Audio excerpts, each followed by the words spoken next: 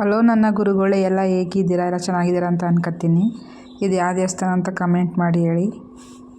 ಇವತ್ತು ಸಂಜೆ ಟೈಮ್ ದೇವಸ್ಥಾನಕ್ಕೆ ಹೋಗಿದ್ದು ಬಂದು ನಾವು ಎಲ್ಲ ಒಳಗಡೆ ಎಲ್ಲ ತೋರಂಗಿಲ್ವಲ್ಲ, ಅದಕ್ಕೆ ಹೊರಗಡೆ ತೋರ್ತಾಯಿದ್ದೀನಿ.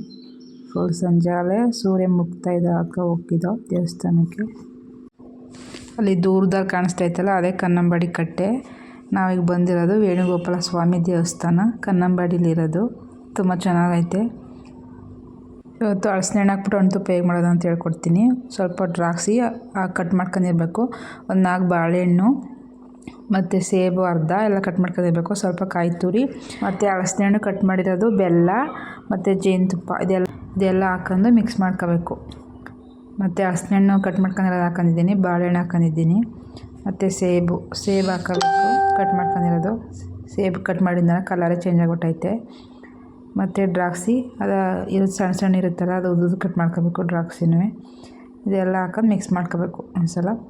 ಈಗ ಫಸ್ಟು ಬೆಲ್ಲ ಹಾಕೋಬೇಕು, ಬೆಲ್ಲ ಪುಡಿ ಮಾಡ್ಕೋಬೇಕು. ಕಾಯಿ ತುರಿ ಆಮೇಲೆ ಹಾಕೋದ, ಬೆಲ್ಲ ಪುಡಿ ಮಾಡ್ಕೋಬೇಕು, ಚೆನ್ನಾಗಿ ಪುಡಿ ಹಾಕೋಬೇಕು.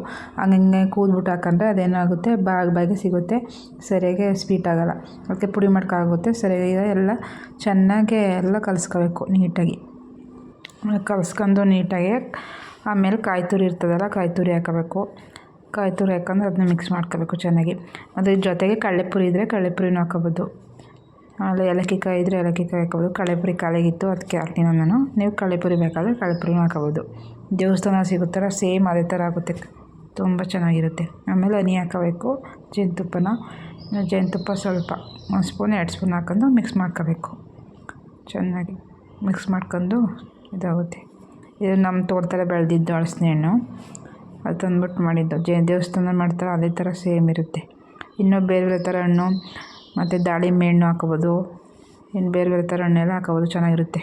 ಎಲ್ಲ ಥರದ್ದು ಹಣ್ಣು ಹಾಕೊಂಡ್ರೆ ಮಿಕ್ಸಲ್ಲಿ ಇದ್ದರೆ ಇನ್ನೂ ಚೆನ್ನಾಗಿರುತ್ತೆ ರುಚಿಯಾಗಿ. ಇಷ್ಟ ಆದರೆ ಲೈಕ್ ಮಾಡಿ, ಶೇರ್ ಮಾಡಿ, ಕಮೆಂಟ್ ಮಾಡಿ ಮತ್ತು ಸಬ್ಸ್ಕ್ರೈಬ್ ಮಾಡ್ಕೊಂಡು ಮಾಡಿದ್ಬೇಡಿ.